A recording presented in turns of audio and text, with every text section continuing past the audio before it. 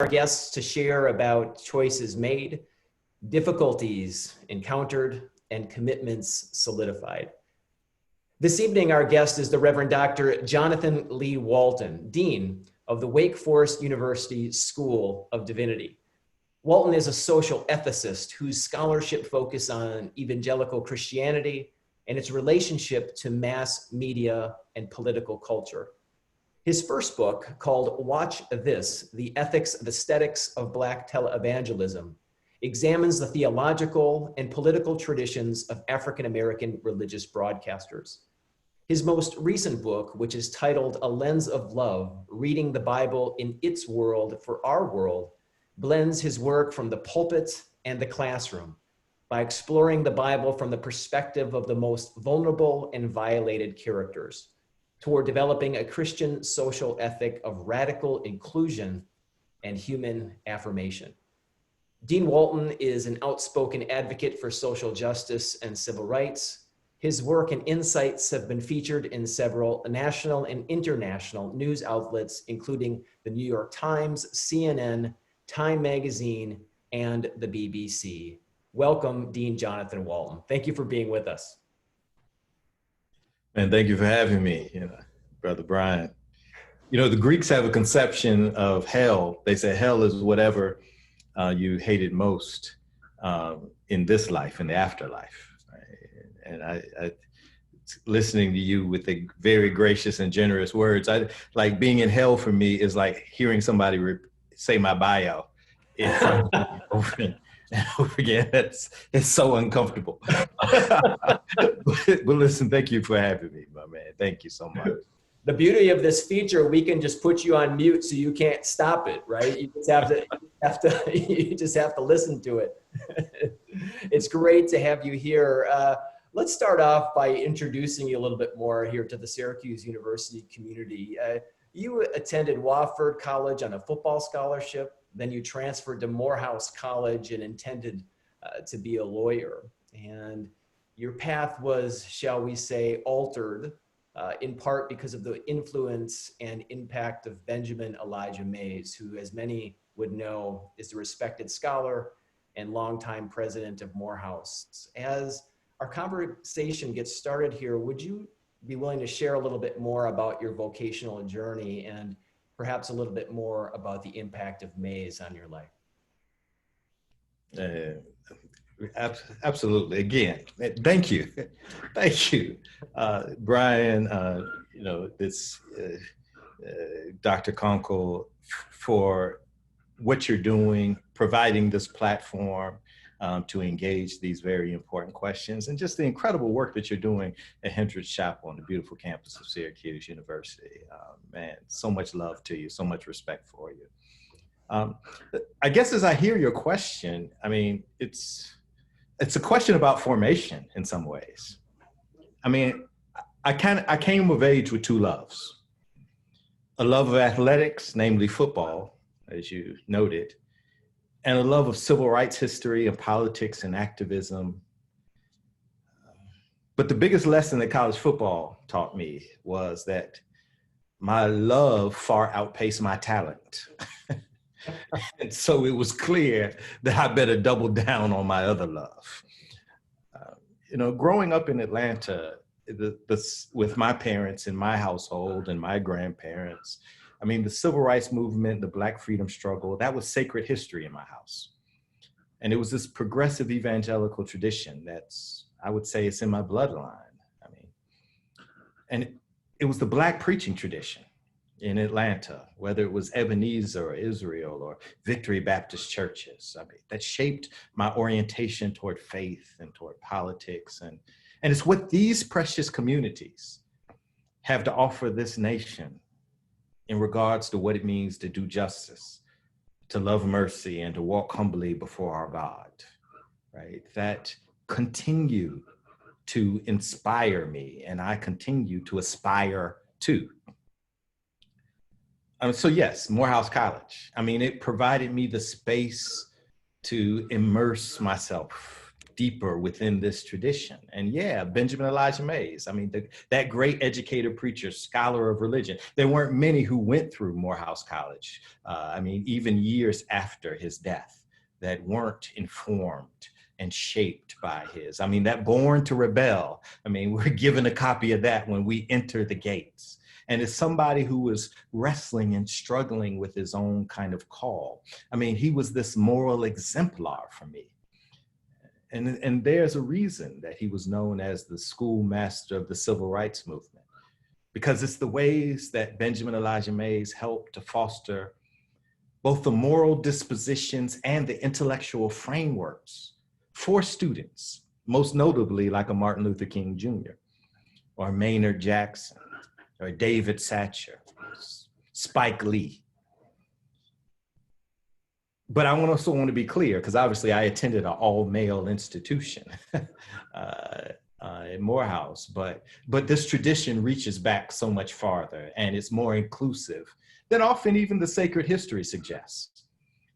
I mean, when we talk about the fact that African-American literacy rates rose from like 5 to 70% from after the Civil War to the turn of the 20th century. I mean, this was the result of religious women in this tradition, like Anna Julia Cooper and Fannie Barrier Williams and Nannie Helen Burroughs. I mean, they, better than anyone, captured the best of this Black sacred tradition that shaped whatever good I've become. I mean, because it was their spiritual imperative and their spiritual mandate and moral imperative to lift as we climb. I mean, and that was the sacred history of my household. And that is the sacred history that I would say stands judgment over me and so many others each and every day. And now you're talking about your current role. When we think about your roles as a preacher, as a teacher, as a scholar, as an administrator, as a public commentator, and of course, much, much more, these callings, these intersectional vocations, if you will. I'm wondering, Dean Walton, how do you identify with these different roles? And more specifically, how do these roles feed into each other? And perhaps how do these roles conflict with one another? Preacher, teacher, administrator, terrible golfer, horrible procrastinator, abusive advisor, embarrassing father. I mean, I guess it just depends on who you ask, right? I mean, all of us are many things to many people. And all of these professional titles, I mean, these are just occupations. And if I'm honest, I guess I'm less concerned about occupation than my own kind of sense of vocation.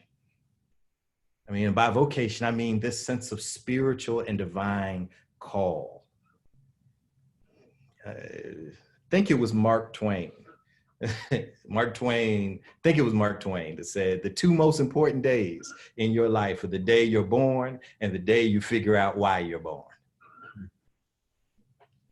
I mean, and so, as I said earlier, it's this religious tradition in which I was raised that stressed education as the key deliberation.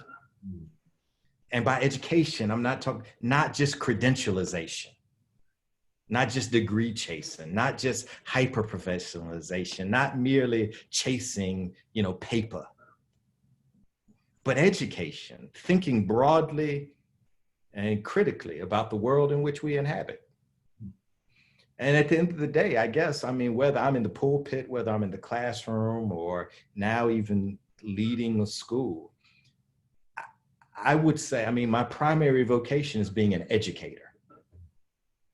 I mean, that's how I view these. So the role doesn't matter as much. I'm not alone here. I mean, I know I'm not alone here. I mean, that's you. That's the beautiful work that you do at Hendricks Chapel, whether it's in Hendricks Chapel, whether it's in the religion department, whether it's as chaplain, whether it's as a professor, whether it's as an author. I mean, that's what you do every day. You're trying to educate. I mean, and it doesn't require a particular degree. It doesn't matter if you went to Morehouse or no house. You know, it was one of the Dr. King quote I love. He says, all of us have the potential to be great. It doesn't matter if you know theory or relativity. It doesn't even matter if all your subjects and verbs agree. It's just whether you have a heart full of grace and a soul that's generated by love. And so when I think about the people who inspire me, I mean, my barber in Atlanta, Derek Barnes at Salem Crossing Barbershop. He's been one of the greatest educators in that community for 3 decades. I mean, I think of my dear friend Tommy Amaker at Harvard. He's the head basketball coach, yes. I mean, but first and foremost, he opens up worlds of possibilities for young men by challenging their mind. I mean, I can say the same thing. I mean, now I'm at Wake Forest, and my dear brothers, Dave Clawson at football, or Steve Forbes with basketball, or Randolph Childress. I mean, they encourage, they motivate, they enhance moral imaginations. They're educators. And so, yes, they have a particular occupation. Their occupation may be different than mine, but we have the same telos. We have the same moral end. I mean, and it's true that educators give the greatest gift that we can ever give somebody. And that's inspiration. So as much as I may sink or swim in whatever roles I occupy, I mean, the more critical question, and that's for everybody, is do we inspire somebody? I mean, because titles come and go. But inspiration, I mean, that's like love. It builds out. And it's like I heard somebody describe love one time. It's like a candle, flame on a candle. You can take one flame and you can light so many others, and it never diminishes the original flame. I mean, that's what we're trying to do in all of these roles. That's what you're doing every day at Syracuse. I want to talk a little bit about your scholarship. And as I do, on reminder of viewers on Facebook, if you have a question for Dean Walton, feel free to type it in that comment box, and we'll make sure we get it here onto this platform and get it to Dean Walton. So again, for those of you tuning in, if you have a question, let us know, and hopefully we'll get it here to the Dean. In 2009, Dean Walton, you wrote a book, and it's called, watch this, The Ethics and Aesthetics of Black Televangelism. And you talk about the theological and political traditions of African-American religious broadcasters. Following up on what you said about being educators, here at Syracuse University, we have what we believe to be the top public communications school in the country at the Newhouse School. And so what I'm wondering is, speaking specifically to those Newhouse students, what do you want those students to know as they pursue vocational lives in mass media? What does that book communicate to them?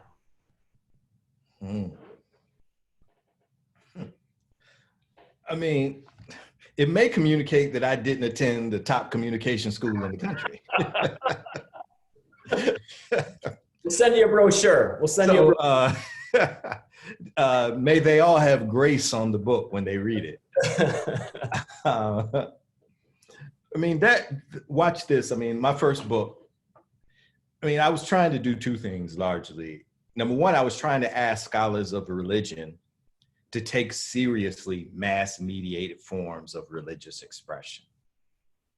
I mean, too often, you know this, scholars of religion held a supercilious view or looked through supercilious lenses with the disdain on televangelists and popular preachers.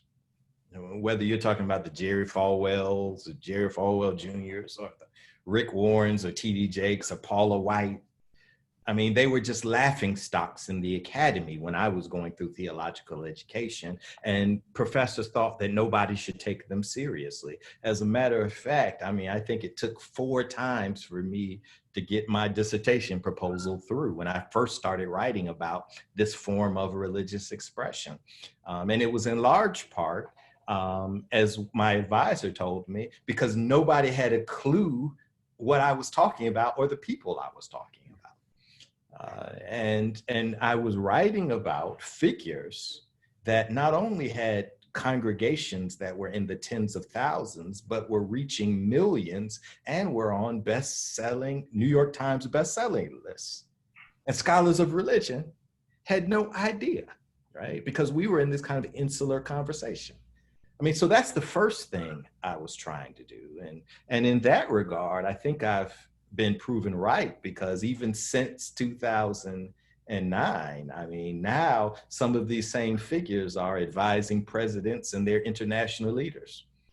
I mean, and one might argue that we have somebody right now who occupies the White House who actually credits and is very vocal about this, televangelists, not only with his spiritual formation, but also with his kind of modus operandi, right? How he functions, how he communicates, because they are master storytellers.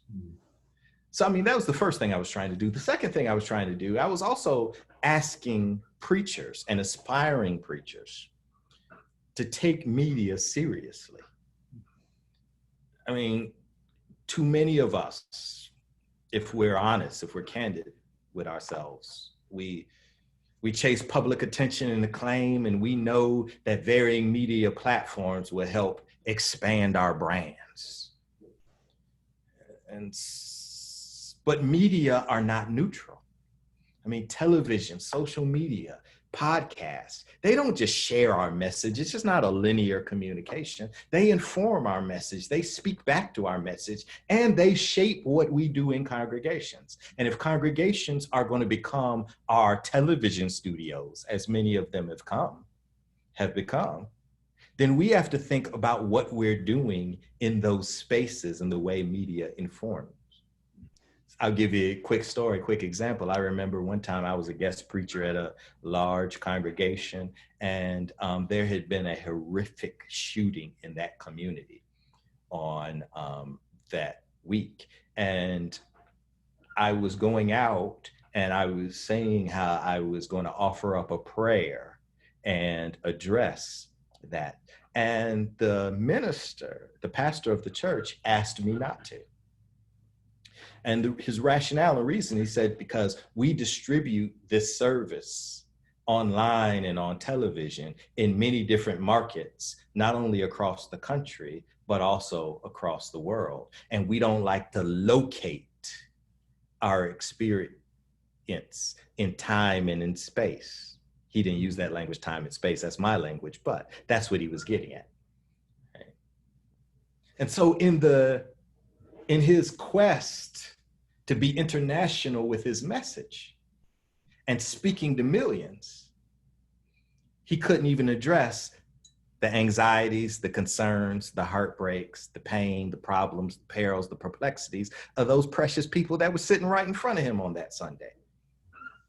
And so that is what I was trying to get through with the first book, and the kind of the reality that I was trying to suggest.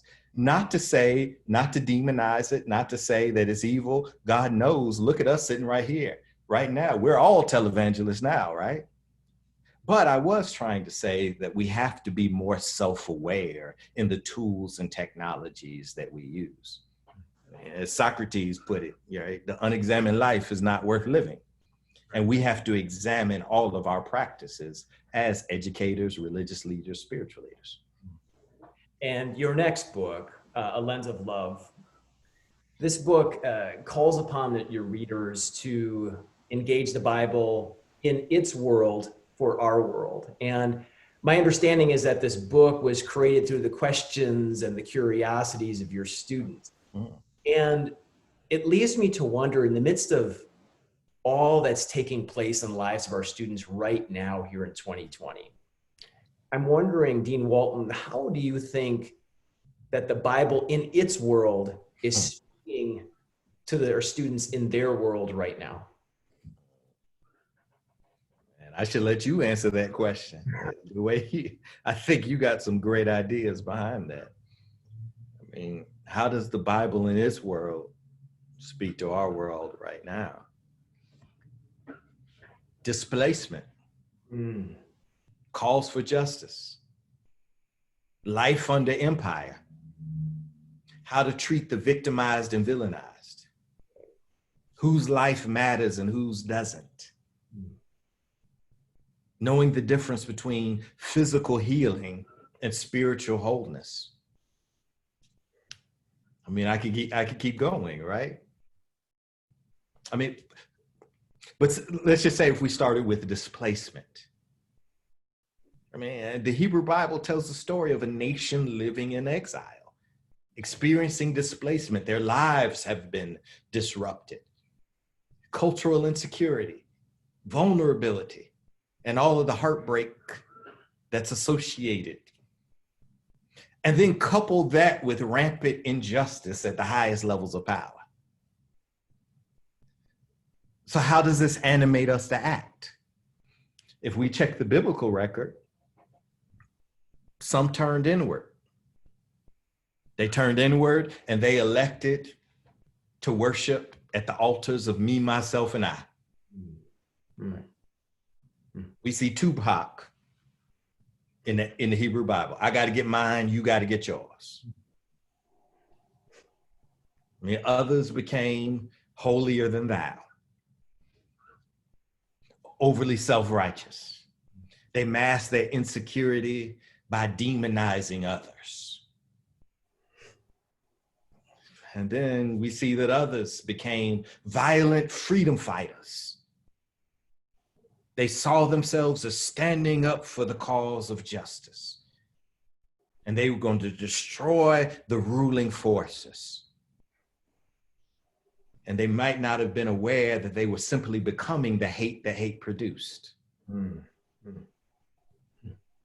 mean, so if you're talking about displacement here, I mean, I don't mean to sound like a preacher, especially after I talked about occupations don't matter, right? But I mean, but if we're talking about the Hebrew prophets, I mean, this is what they were confronted with. And they were trying to encourage a nation not to concede, a nation that was displaced, a nation that was living in diaspora, a nation that was crying out, how do we sing a familiar song in a strange land? How do we adjust to these new times, whether it's Babylon, whether it's Assyria, whether it's the Roman Empire? And you had the prophets that were trying to encourage them not to concede to injustice. Don't conform to the ways of an evil empire, but also don't become self-righteous in your resistance. I mean, it's all there. I guess that's the reason why they describe the Bible as the greatest story ever told. Right? And so maybe if we stopped trying to read the Bible literally, we'll be in a better position to take it seriously. For our friends viewing on Facebook tonight, we'll make sure that we get a link to Dean Walton's book. It's fantastic, and I can personally recommend that everyone take a look at it. So we'll make sure we'll get that link up there. Dean Walton, you're a social ethicist amongst other things, and one of the things that I love about your work is you examined both the beauty and the brokenness of our reality, right? That both and the beauty and the brokenness. I read this interview once that talked about the difference between optimism and hope. That's something that you've commented on, the difference between optimism and hope. How do you distinguish between the two in your work, between optimism and hope? Yeah, I mean, one of the greatest commentators to ever discuss and write about this subject, particularly I'm thinking of the irony of America, is 20th century theologian Reinhold Niebuhr. Yep. I mean, optimism, even though Niebuhr got caught up, some might argue, I mean, optimism is too tied up with American character.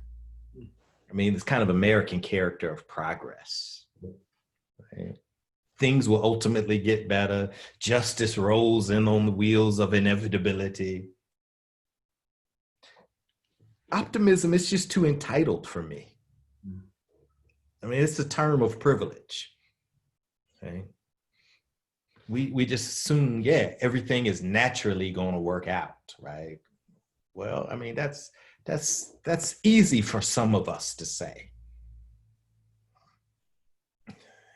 It's kind of like walking out of a hotel room and knowing you're going to return to a made up bed, a clean bathroom, and fresh towels, right? I mean, that's part of, was it William James? I mean, the kind of hotel civilization, right?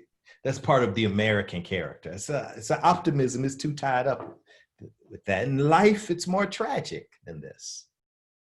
I mean, reality is tear-soaked. And people who've lived on the underside of any society are often the best articulators of hope, because hope is hewn in the crucible of suffering. You can't talk about hope unless you actually are willing to wrestle with the underside, unless you're willing to deal with the tragic. I mean, you don't expect things that will miraculously get better. You don't just assume that I'm going to wake up tomorrow and the sun is going to be shining and everything is going to be hallelujah. But on the other hand, you refuse to give in the towel because you're not a pessimist. Because if you were a pessimist, then life is just, in the words of James Baldwin, an academic exercise. Right? And so if I'm going to continue to live, then I have to have something. Even if it's not optimism, but it's not just nihilism and pessimism. And that's where people have carved out, particularly people who know something about crying in the midnight hour, people who know something about injustice, people who know something about crying out. How long, like the prophet Habakkuk? How long, Lord? Right? And that's where hope lies. Because hope isn't built on what I see, but it's a faith in a God that can still has the power to bring me through. So even if God doesn't change this situation, God can keep me long enough that God might change me in this situation, and therefore how I deal with this situation. Right? I mean, and I guess, I mean, I started off with Niebuhr, and now that the more I think about it, I mean, though I give Niebuhr credit, I mean, I guess that's actually not all that appropriate. I give Niebuhr credit for articulating this theologically, and we could also talk about Augustine and his sense of the tragic. But I mean, I should also note the history of Black music. I mean, that's the blues, that's jazz, that's gospel, that's R&B at its best, right? I mean, it's being able to give voice and give expression to the pain and the hope at the same time. Right? And that's where, I mean, James Baldwin put it. He said, James Baldwin said this. He said, this is why some white people often butcher gospel music. Because they think they're supposed to sing happy songs happy and sad songs sad. But Black music inverts this. And so somebody like a Mahalia Jackson or the Clark sisters, they can embrace pain, embrace the sadness, and yet keep singing in hope until they sing themselves happy. Right? They keep singing about the pain, about the suffering, and yet still hold on to a vision that's grounded for them in the cross, that Crucifixion Friday is real. But I'm holding out hope for Resurrection Sunday. That's right. And so, yeah, that's where, so it's funny, I started with Niebuhr, but I actually ended up with Baldwin, Mahalia Jackson, Aretha Franklin, and the Clark sisters, right? And I can tell you also somebody who, one of my dear former professor, my dear brother, my good friend, Eddie Glaude, his new book on James Baldwin, Begin Again. right? In terms of unpacking the lie, the many lies that American history tells itself that feeds into this narrative of optimism. But actually, we could be so much better as a nation. We could be so much better as a people if we embrace a kind of tragic sensibility and understand that yet we can still have hope and still declare, I got a feeling that everything's going to be all right.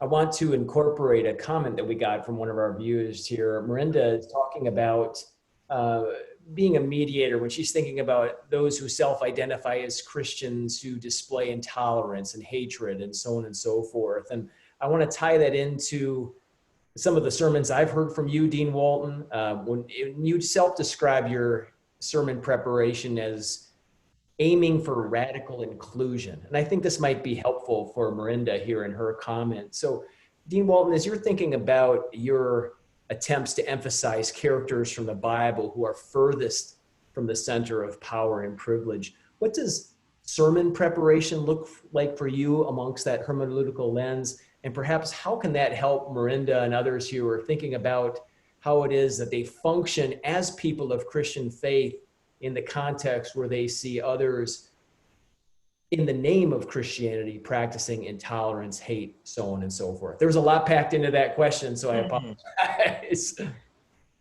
Miranda, that was the name. I heard it correctly? I think so. Miranda or Mirinda. She'll correct us, I'm sure. Right. One of my favorite authors, Anne Lamott. I love she has this great quote. She says, you always know when you've made God in your own image because God hates all the same people you do. and it's that calling to humility. And it's the sense of the radical otherness of God that should challenge that view and remind us of, again, this call in Micah to do justice, love mercy, and what? Walk humbly before our God.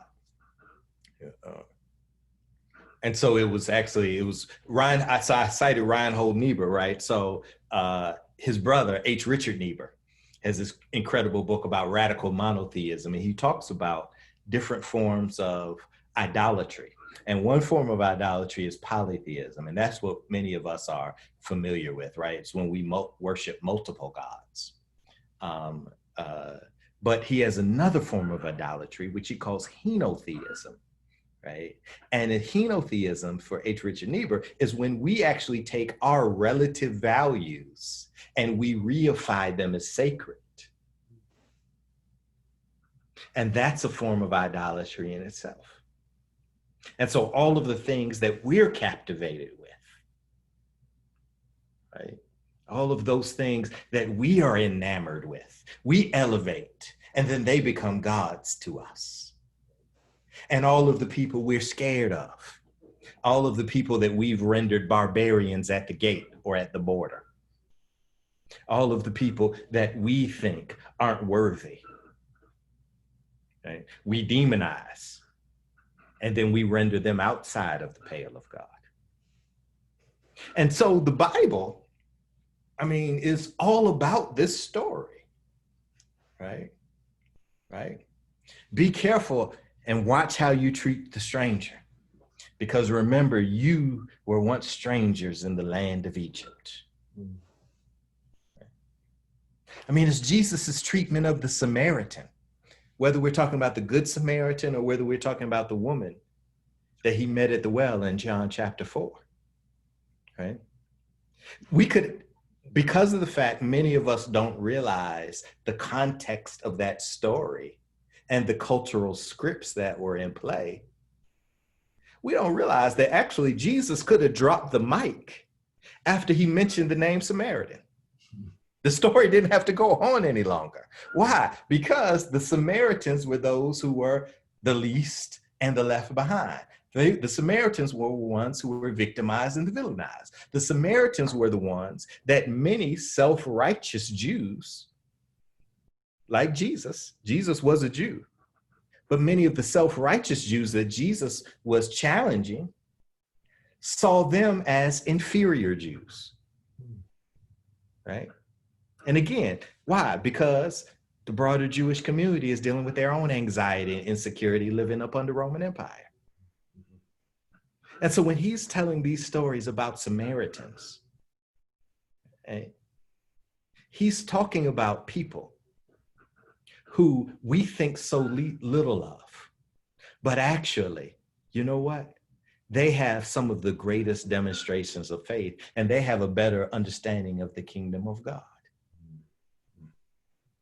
And so therefore, we need to stop saying them and us. Right? And we can say, no longer I, but it's you and me, as the songwriter says. No longer them or they, but it's us and we. Right? But I guess that's not what you asked me, right? You asked me a question about sermon preparation, didn't you? Well, I think you nailed it. I was talking to Miranda, though. But let me say this about sermon preparation.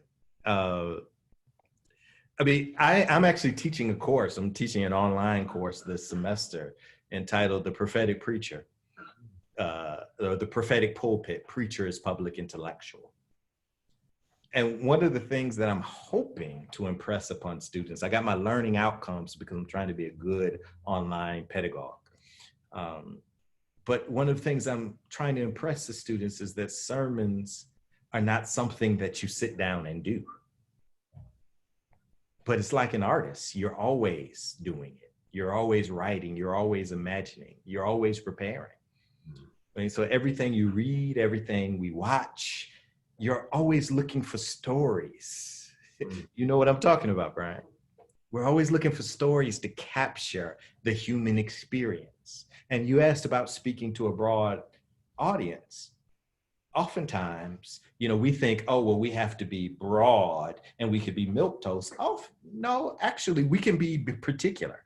Because sometimes when we drill so deep, we actually connect with people on the other side because it's the human condition, right? So sermon illustrations, I mean, narratives that capture the human condition, they're everywhere. I mean, that's probably why I piss off my wife and children. And they've declared our household off limits. No sermon illustrations. Right? Yeah.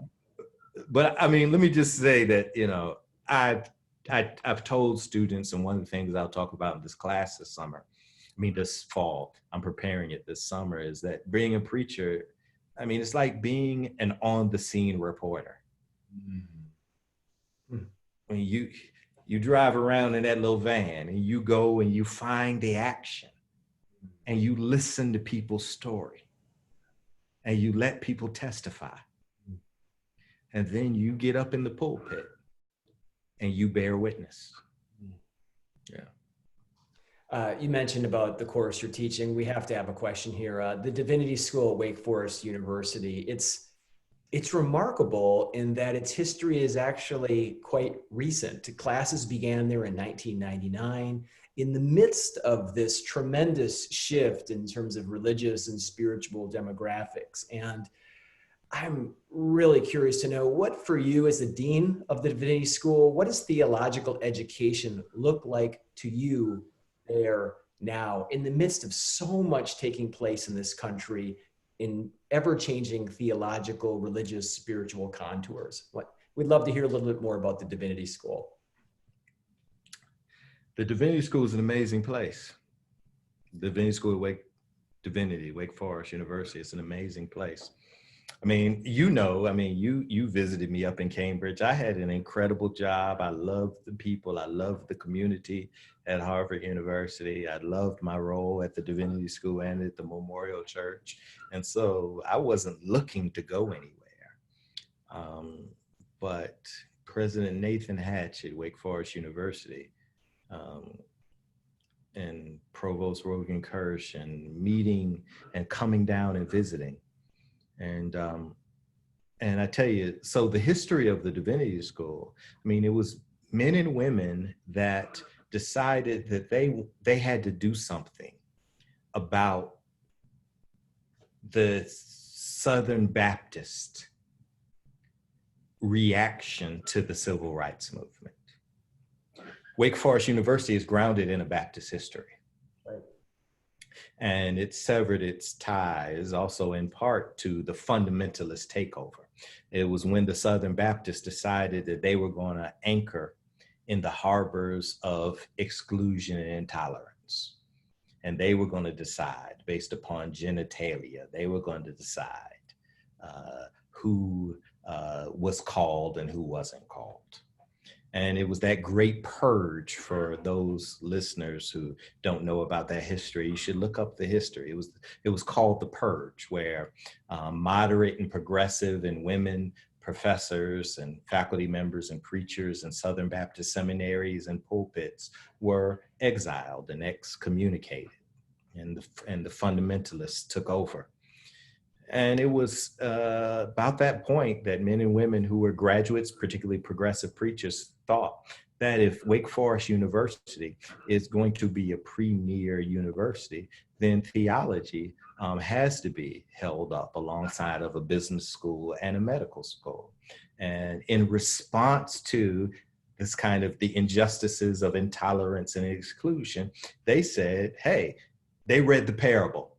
We're going to have a great banquet table, and we're going to invite those to come. And those who think that God isn't interested in you because of whatever reason, let them leave. But we're going to go out, we're going to go to the highways, we're going to go to the byways, and whosoever will, who feels like they have a call on their life and they want to learn scripture, they want to learn church history, they want to learn practical theology and ministry, they want to learn theology and ethics, we've got a place for them here at this banquet table. And that's the history of Wake Divinity. And so when I came and I visited the campus and I met faculty members and students, I mean, the incredible Jill Crenshaw, who's been there since the beginning, and students who, this is not an academic exercise for them. Mm-hmm. I met students who had been excluded from their rural church. I met women who had been called to congregations and had been locked out. I met people that because of who they love, they had been told that there's no room at the end for them. And they were at Wake Divinity, and to hear their stories and to hear their narrative and know that this was a life or death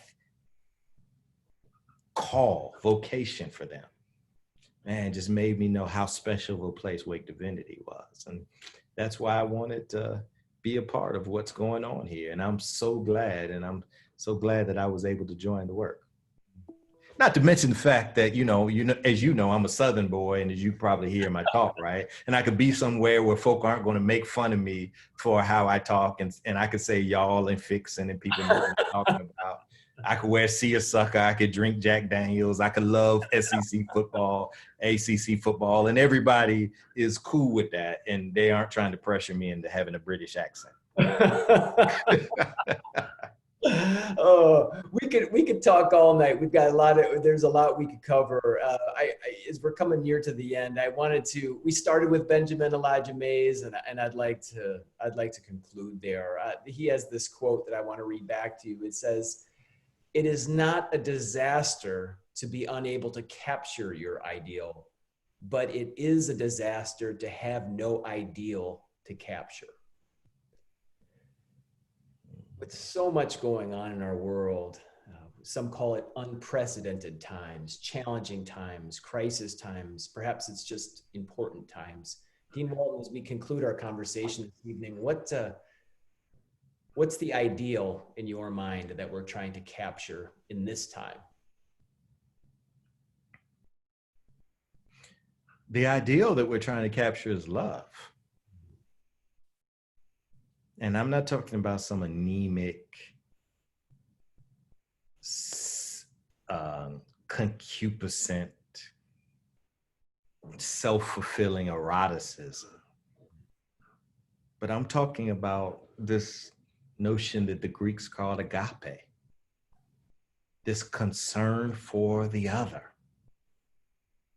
Because if anything that this moment has done, it's disrupted all of our ideologies. Our ideologies of neoliberalism and free markets work.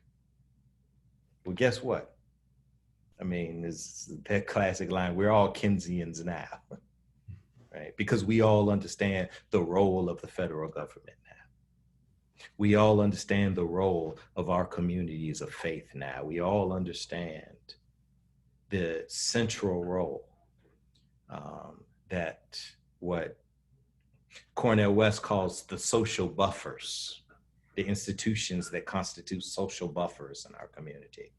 This kind of unbridled individualism. I don't believe in cancel culture, but if we're gonna cancel anything, let's cancel unbridled individualism. And so it's that kind of love that's our ideal. And then, what does love look like? Well, it's an impossible possibility. But we can take it to the form of justice. And so I know a lot of my evangelical brothers and sisters, they have been so committed to personal piety and moral rectitude, and they love to say that, you know, government is bad and social structures are bad, and laws can't change hearts, only Jesus can do that. Okay. I think we're seeing the folly of such thinking now. Right. For instance, guess what? Laws might not change a police officer's heart, but laws and accountability can keep a police officer from choking the life out of somebody. Accountability can do that. Right? And that's where we're beginning to approximate justice. And so until we can get to love, which is our ideal, let's work on creating a society where we begin to view one another through the eyes of God. Not just, I want for you, I will do to you as you would do to me, the golden rule, but the platinum rule, I will do for you, Brother Brian, as what's best for you. And I would ask for you to do for me what's best for me. And if we do this as people, if we do this as preachers, as we do this as human beings in this fragile experiment of democracy, then we might begin to approximate. I'll give you another Benjamin Elijah Mays quote, and I'll end with this. Then we become people that aren't just concerned with the wheelbases of our cars, but we actually become people who are concerned with our service and commitment to humanity. Dean Walton, I want to thank you for your time, for your efforts, for your ministry. For those tuning in on Facebook and here on Zoom, I know that they put up some links to some of Dean Walton's books. We'll make sure that those links are available, and also some information about the School of Divinity at Wake Forest University. Dean Walton, thank you so much for your time. We wish you the fullness of health and hope for you and for your loved ones. And to all who've tuned in this evening, we wish you God's blessings. We look forward to tuning in next time. So thanks to everybody. Have a great night, and God bless. God bless you.